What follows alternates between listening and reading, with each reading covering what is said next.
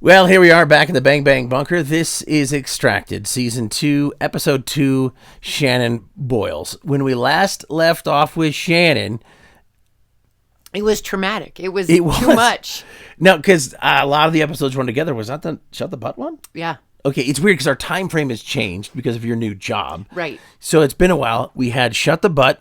We'll get to that. Just want to do some of the housekeeping. The Bang Bang Bunker is what this is called because it's where my dogs hide when there are bang bangs. And it's the bang bang season with people shooting off fireworks to celebrate their independence from reason.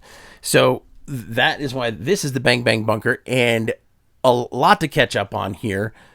Of course, the gamification. We're stuck at you up 2-0 because I have requested 2 edits out of lack of fortitude, and that's how you get the points. If she says something that is keeping her awake, and we have to edit it out, then I would get a point. That hasn't happened yet. No, but there has been something percolating because of my new job. Oh, do I want to go back and fix something I said? Oh, I mean, unpost a thing. I'd have to unpost and then repost. Never mind. It's out there. It's on the internet. Yeah. Plus, there's the Wayback Machine. Someone could go and find it. I mean, if it does pose a risk to your career, that's certainly something that we should take care of. It's not the only thing that poses the risk. That's true. There's a lot. Let's do the top 5 things that pose a risk to Shannon's career. Tattoos. Yeah. Colorado's cannabis industry. History in general. History in general. Family members. There's got to be a boyfriend out there that's been an issue. Yes. And the fact that I have, colorful language comes out of my mouth, and I really got to make She's sure that super professional. This is what I wore today to work, which is right here. I've pretty much just shut off all social growth since COVID, and I was just talking to my aunt who is retired, and I didn't feel a tinge of jealousy because I am in flip-flops, and I've been working on the porch with my laptop. But I'm looking at piles of money and checks on your desk down here, and I know you got 3 kids and 2 dogs and a beautiful wife and 2 homes, but I don't think you're retired in the sense of... This is motion picture money. This is fake money. Oh, it is? Yeah, my son was so excited. No, it looks so real. Yeah, I know. He was so excited. And motion... And... I fell for it. This is the money that, I don't know if you saw that skeezy Trump administration guy would give the homeless people so that they would get arrested. Oh, But yeah, no, we were talking about me being immensely retired. Yeah. So that you can write the book. You're on Well, sabbatical. and that's the thing. That's what my wife, who has a real job, leaves the house, has the benefits. She's like, oh my God, what are you doing with the time? I'm working, a lot of clients. Right. And, walking dogs, fixing manhole covers. Exactly. Just defining who I am, fixing the universe, just what I do in my free time, people. Because he's a superhero. While you lollygag and in your Snuggie watching the Game Show Network, I'm fixing things. Exactly. So... I just described leisure time in the 90s. That's what I just did. But I forgot what I was going to say because I have no social skills anymore, so I haven't had to remember conversational pieces. That's not true. You're spending a lot of your time with pumping me up, doing this podcast, mentoring me. Yeah, and God damn it, I wish I could remember. I want to edit now, but I don't want to lose another point, but... I don't know where I was going with the retired thing. Well, I think because you're saying that you're going to now really focus on writing the book. Right. Oh, God, writing the book. Boy, if that is not a perfect example of what goes on, I completely forgot about the most important thing. It's also Friday evening. You've been working all week long. But I proposed to my wife a schedule, that I'm going to start doing a schedule, and she loves this. She says her favorite comedy routine is when I propose the schedule. She wants to record one of these because I say I unearth such euphemisms and epiphanies, that is, such epiphanies as I find if I just focus on one thing, I could probably get it really done. I said that at the age of 49 to my wife. Right. She's like, wow. And then I said, I figure if I schedule my time, I can get the priorities done, and then I Have the rest of the have day. the day to work on things. And she is just hand on her heart. Just it's simultaneously, it's like cheering from the fetal position. She is seeing society sort of live and die at the same time. She's It's saying irony. hopes and dreams thrive and wilt at the same time. Like, he's getting it, but he's 49 and he's saying it out loud. So there's a lot. But I think the other thing that your beautiful wife knows is that, yes, you're hard on yourself and make it sound like you don't do anything to further your comedic career. But I mean, you're winning these moth radio competitions. You're, known all over town. You've got millions of views on these viral videos that are all over your Insta, your YouTube, Threads. I don't even know. All these now she's things. just making stuff up. Yes. No, You're doing it. No, I'm doing it. And, and as everybody knows out there, no matter how much you're doing the thing you are doing, you often don't feel like you're doing. Next to you, I don't feel like I'm doing. You have like real clothes on. You just came from an actual job. Look. I look like Mr. Clean let himself I'm going to go. be working from home on Monday in probably just a hoodie and socks. I look like I'm on a safari for my youth. That's what I just saw me as. No, you look great. Just because I had to be on site today doesn't mean that I'm not working away at home with my hair in a bun. Maybe I brush my teeth, haven't shaved my legs, so it's like I'm wearing wool pants.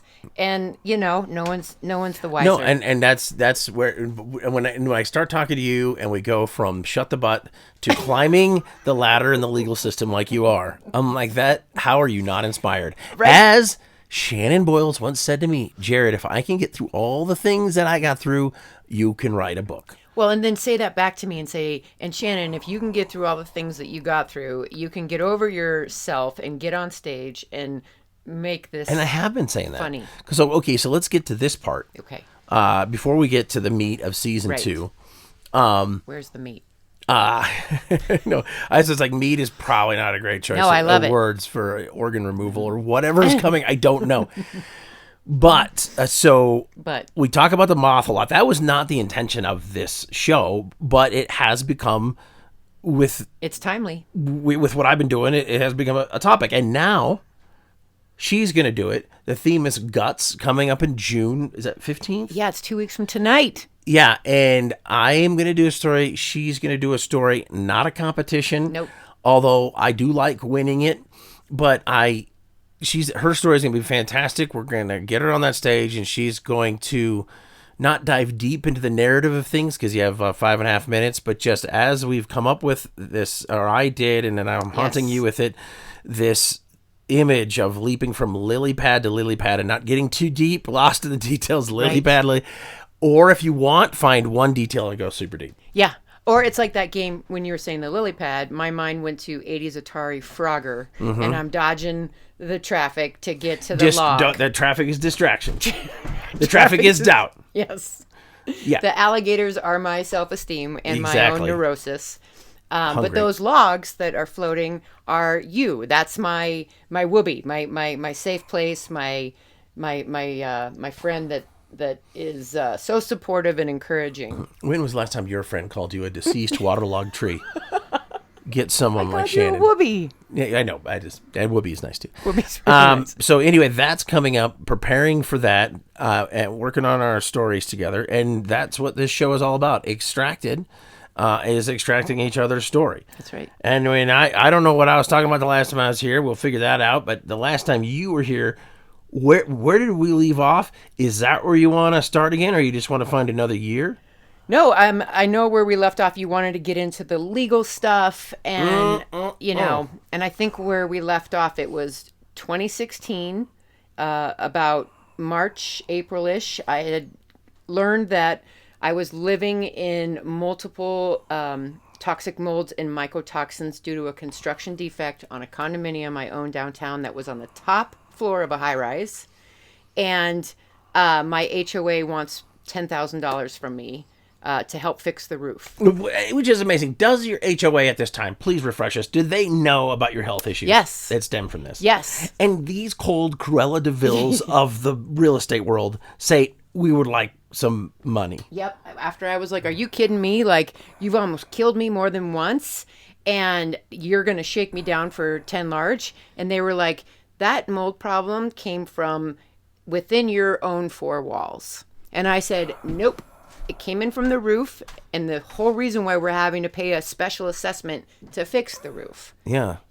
So I got served with papers, and we've talked about our college buddy, Smelly. She was staying with me at the time because she was traveling as like a yoga student around the world and was taking a brief hiatus in Denver. So Smelly went with me to the courthouse, and it was Smelly and I, and then the lawyer for the HOA, and I brought my test results that the toxicologist, singer-songwriter had interpreted for me.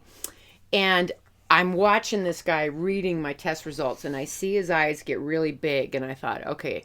And then he just said, I think we're done here. And I thought, great, they're dropping the case. They're seeing how sick I am. They're going to give me a break. And at that point, that court date was in the fall. And so at this point, I am bedridden. I am maybe like 115 pounds soaking wet, which most people that know me knew that as my kindergarten weight. And I am so weak, and everything I've read and research says I'm going to die. And so I'm just barely hanging on. And come to find out, they put my condo into foreclosure. Oh, what? That was how they were going to Oh my get God, me. that's what HOAs can do. Right? And you were up on the mortgage? I was up on the mortgage, but here was the rub. When I got this sick and moved in with my dad in his bachelor loft downtown, he knew we needed more space and that I was really in bad shape. So he bought a house near... I just want to say, her dad is the winged Pegasus of male energy.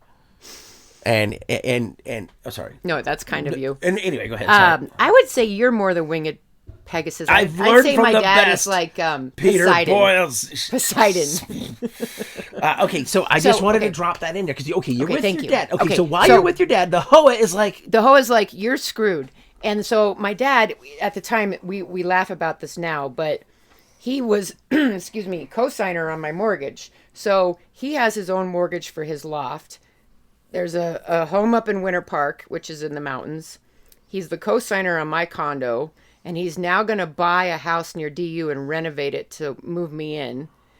And then at the same time, he was selling the mountain house and getting a new one. So all of this is going on at once.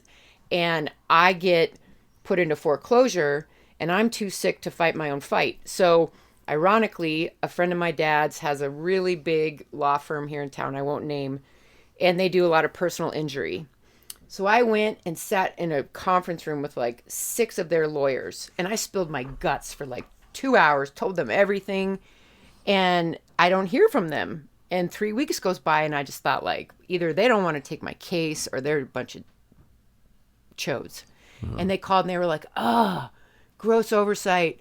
We actually represent the company that is the parent company of your HOA. Oh, come on. It was like a gut punch. Oh, I was God. like, I have just told you all my secrets that's going to win me this case. And you're now coming back saying out of all the people in Colorado, you represent the MFers of my HOA. Oh, my God. It's like, hey, Siri, can you show us an example that represents modern America versus the common person? Man. It's like, how can you... That was so low. Oh, my gosh. I literally just had to take my file... And of course, I'm in shock anyway, because I still can't get my mind around the fact that my home was killing me the whole time and no doctor ever figured it out or asked me questions. I learned on my own what was going on.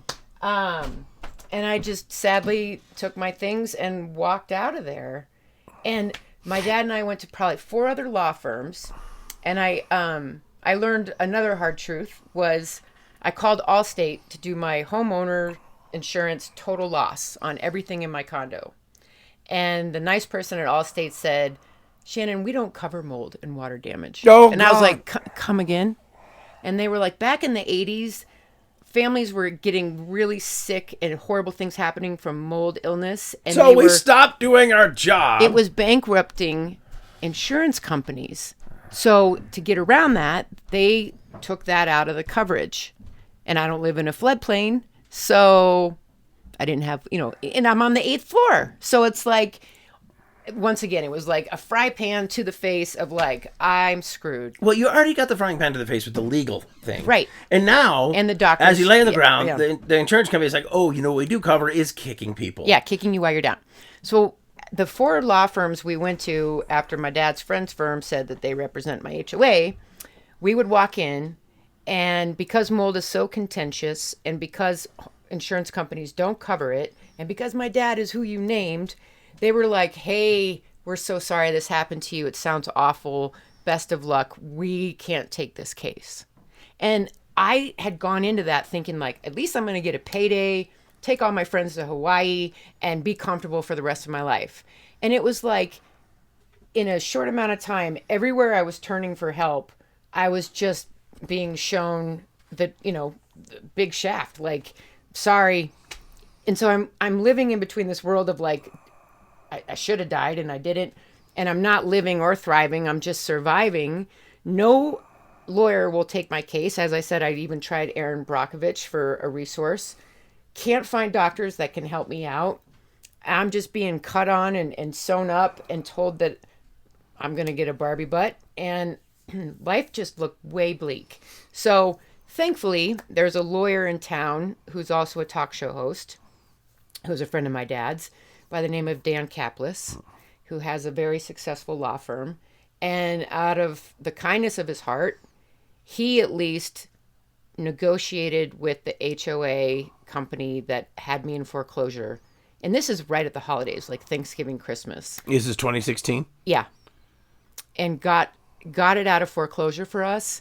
And so while I was supposed to pay $10,000, my dad ended up, I think, paying like $11,000. So it was out of foreclosure. I was clear of that debt. And I basically locked the door of my condo and kept a tomb of toxic mold and crap and all of my things for a good year until I was well enough to be able to hire someone to go in there and take everything down to the studs, pull out the carpet, totally fix everything, had it retested, had a different lawyer draw up a document so that when I sold it, nobody could come back on my dad and I and say, I'm sick, you made me sick, I'm screwed. Because that's what would happen. They would find a lawyer that would represent them for that. Yeah. And so our other buddy from college, Ken Clark, who is TV radio guy, also is a wonderful real estate agent. He helped me sell the killer condo in the sky. But this is over, I'm talking like all through 2016 was really bad. 2017 was brutal. And then I sold my condo in October of 2017 and then went back to school January of 2018. Because once I figured out, okay, I'm not going to die, but I need something to get my mind off of wanting to take my life, I was like, I'm just going to go back to school. Okay. And yeah, that's a lot. No. It's not. It's not. What we're going to do is just going to do a quick recap here. Okay. So, if it was, I thought we'd mentioned your dad before. We have. It's okay. Okay. Yeah, I was going to say, if that has to get edited out, that's another point on me. You can say it all you want. I don't want to be like, my dad is. No, I don't know. And I'm very aware that Winged Pegasus is redundant, like ATM machine. I know that. I just want people to know that I know. You're that. my Winged Okay, Pegasus. thank you. And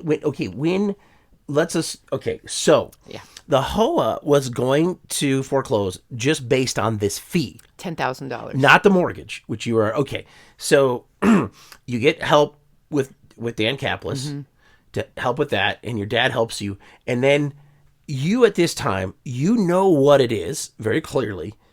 What is the medical community saying to you as far as what can be done? So I had gone and found naturopathic and homeopathic practitioners. Marijuana. No. There's a doctor up in Boulder, Dr. Dorninger, and his practice is called Roots and Branches. He and his family had horrible mold so bad that his son got juvenile arthritis. And he and I share this other funky. So my list of injuries is so long. And one of the things that has shocked the crap out of me was that living in that mold, it shrunk my brain tissue. I did not know that was possible. It's funny you say that because I'm going to react honestly in a second. But I was just going to turn to the camera and say the medical stuff she suggested, which is plenty and shocking, is just the beginning. Yeah. It's just the beginning. Your brain shrunk. Right. And so the doctor had the same thing happen because he was telling me, okay, so I'm sitting in there I've got all the zip ties in my bum from the Western doctors that are at the teaching hospital I won't name, this team of colorectal surgeons who, man, karma is going to have their More number like someday. colorectage. Colorectage. Sorry. You're the best. No, you don't. So I don't deserve you. No, yes, you do. And so I'm sitting with the doctor and he's ordering, a battery of blood tests. And then I have to like poop in a thing and ship it and pee in a thing and ship that. And then he wants me to go get an MRI on my brain because my brain, he thinks, had the same thing happen to him. And it did. Is this the sticks and twigs guy? Yeah, roots and branches. Roots and branches. And he's a real doctor, right? Yeah. So I had also, oh, thank God for my dad, hired a nurse who was a nutritionalist, and she came and cooked for me out of this, not the Man, the Can, and the Plan cookbook, but it's called the SCD diet, and it was written by a doctor who it helps people that might have autism or on the spectrum, as well as gut issues. So by omitting sugar, gluten, dairy, all the things that you and I talk about, that eating in a certain way can really help restore your gut. And I mean, this woman was very expensive, and she was making me special food to eat to try to help save me, because the doctors were saying to me, Shannon, you're going to get your ostomy back, and we're going to see how well it goes, and you might be permanent for the rest of your life. Like an external bladder bowel situation. Yeah, an external bowel situation where you wear it outside of your body. And I've met a lot of people in the support groups who live like that, and they're very happy, married, children, travel, do all the fun things.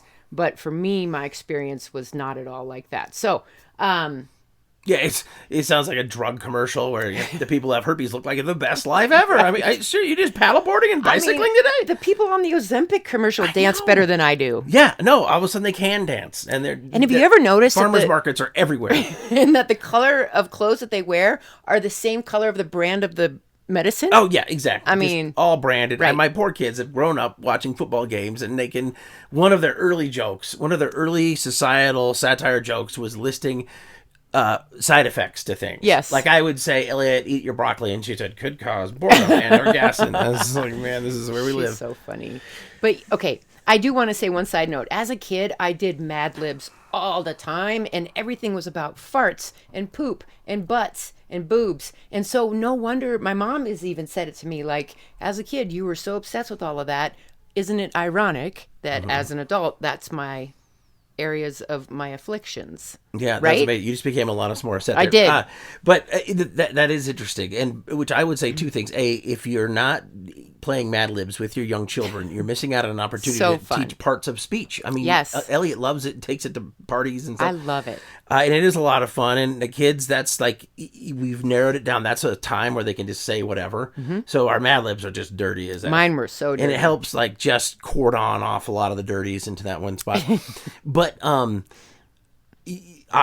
is, I mean, you were apparently preparing for this adulthood with your grammatical practice with Mad Libs. Yes. You could go in sounding like a doctor. Yes, but it's the thing that was so interesting to me was in going to these naturopathic doctors and homeopathic doctors. I even went and saw an Ayurvedic practitioner, which means anything that wasn't Western medicine. They were all aghast at the brutality and the medievalness of the zip ties in my bum, what I had going on, what the mold had done, and that nobody's asking me questions that are more about like, where were you living? And like how I said before, where environmental issues are going to start to play into people's health, no matter where you live in the country. We're here in, the high desert, and this happened to me. It's like, it breaks my heart for people that have lived through Katrina and multiple hurricanes who don't have those kind of resources and are living in mold and sick. And I want to help them somehow with sharing all of this. It is Oversharing. weird. It's weird. Your mom saying that your past was indicative, perhaps, of your future, but what you're discussing is indicative of everybody's future. And we've kind of mentioned this, but one of the bigger stories recently in the New York Times is how home insurance is just going to stop covering houses. Like they can't afford it anymore. And secondly, mold. Like you've lived through this. You are the canary in our coal mine, which is very appropriate, of the issues beyond that are typically associated with climate change, sea level rise and heat and stuff, but mold. Yeah. So, I mean, my brother lives in Florida. He's been through hurricanes and the mold. I mean, they've had to just trash whole houses because of mold. Right. The structure's there, but then, Poseidon just blew a lake into your living room and you got mold issues. And I kind of would rather live like in a meth house where like they cook meth for like 10 years than what I lived in. The meth seems like it would keep it kind of clean.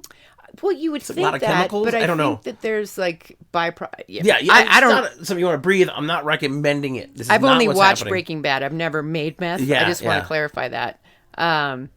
But yeah, I mean, to your point, like there are so many events and things that I could point to that I should have died many times over, but I didn't. And I think that part of my life purpose, because I do want to be in service to others and to help other people, is to try to share my story in a very non-invasive way, but to try to help people find the resources that I found. Because the hits keep coming. And just like 2 years ago, and I won't get into it because it's another episode. I was just going to say. Wait for it. Keep talking about it. Okay. I have a thing. I have a good segue into the future, but go ahead. You keep talking. It was just 2 years ago that I had like this much of my face taken out and the inside of my cheek used to fix my face. Yeah. And why I sound like I slur when I talk. I didn't hear that at all. I hear it. What's your vagina joke about that? What was this joke you told on stage about something about? Oh, with the stroke? The guy It's that extracted after dark. No, you were on stage. It was something about. I think it was like when we because she'd end up with cancer too. That's a well, that's not a tease. I'm sorry, a spoiler. But there was a joke you had about. I think it was after that guy that I hooked up with during COVID that almost. Can we talk about that at some point? Yes. Okay, we're not going to, but what an inspiring story. So another side note. But there was a joke. Anyway, okay. We'll get there. Here's a couple things you can look forward to. A, this joke that has something to do with the vagina. B, this incredible story about her superpower. And what I would do in this segue is this moment in our friendship where it's right before you went to school.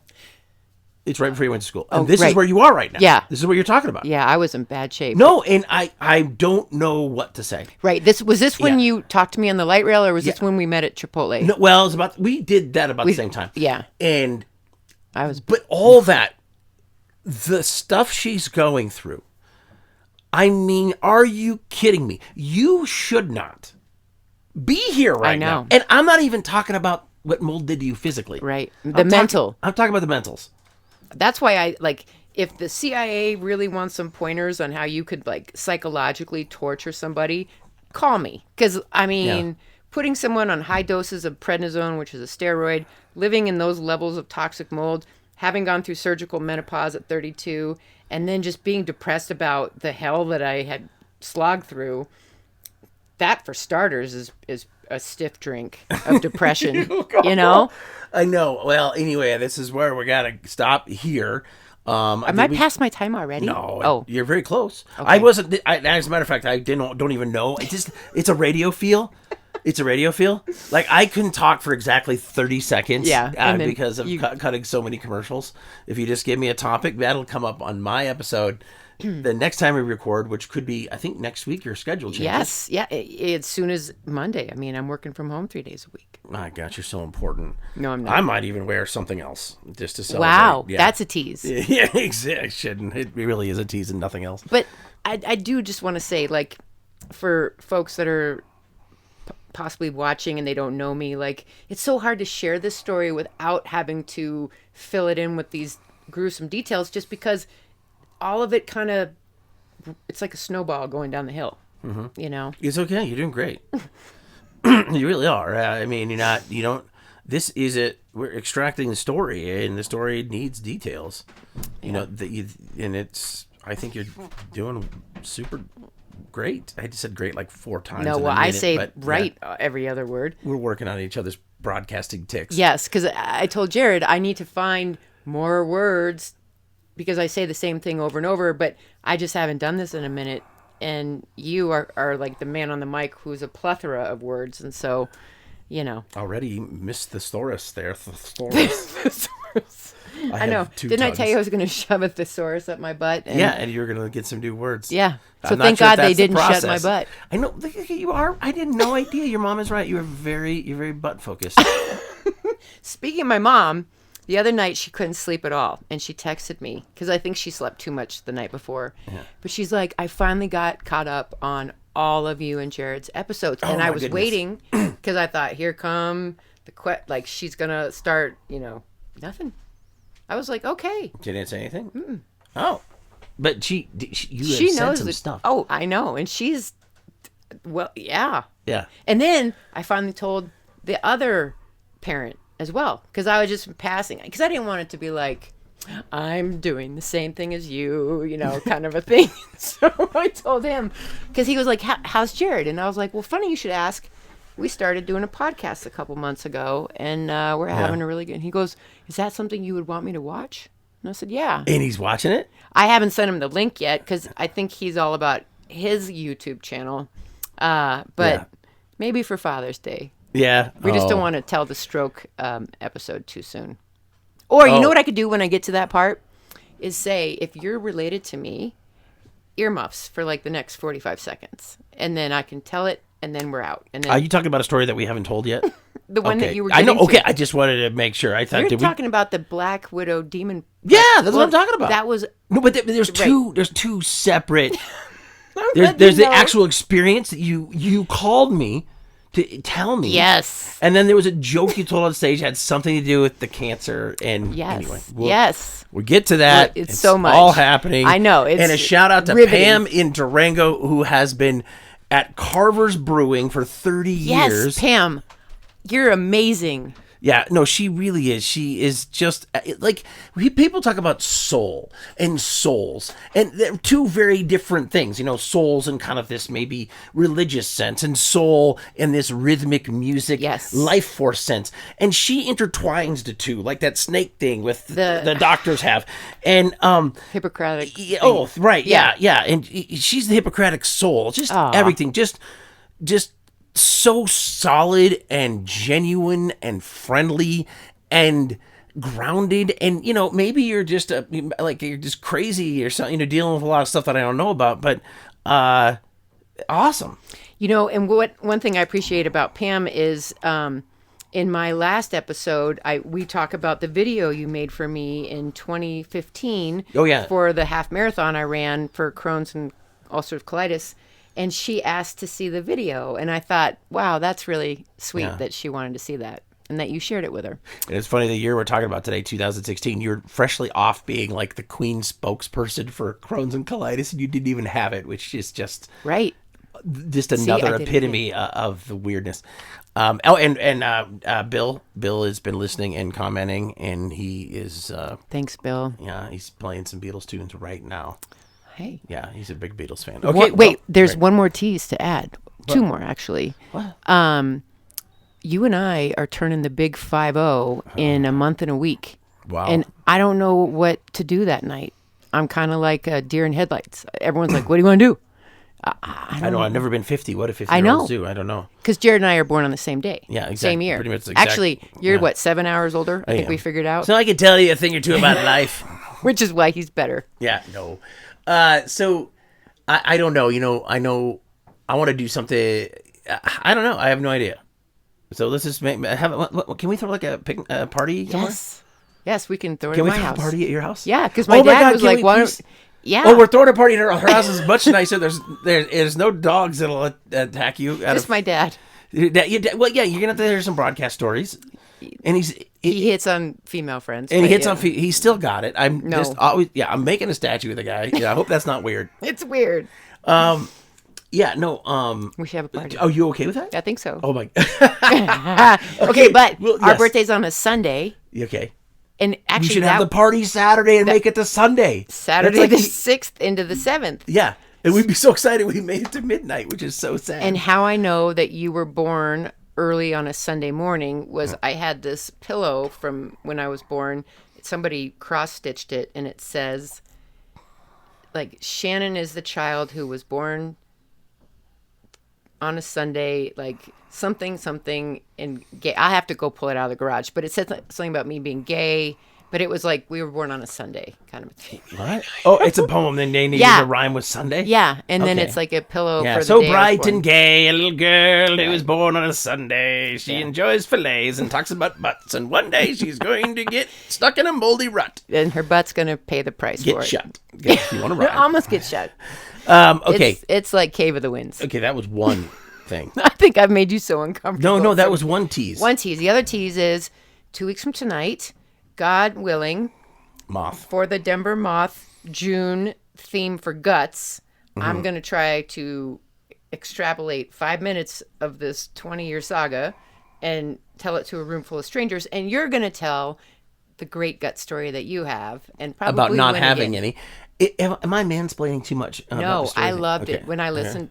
So No, Jared but- and I sent each other voice memos. Right, yeah. And today I got to walk around downtown Denver during my lunch with my, earphones in and just laughing and smiling because I was listening to you talking about your guts that you got up to ask your wife out before you got married. Many years. Okay, well, this has been Extracted, a podcast that's helping the two of us extract our stories. And if you've been with us for the past, I think, almost 40 minutes now, you know we don't have any problem with that. No, Or that's clocks. okay. Or clocks. We don't have any time devices. We're not stuck on the 10s to tell you the traffic and weather together. This is broadcast freedom, people. And here we are on the Bang Bang Bunker, the gamified Extracted with her up 2 points still. Nothing we want to edit out of this episode. There's No, it's all out there. But next time it's going to be season 2, episode 2, Jared Iwi. Very excited about that. Well, Very excited. all right. I'll end it now.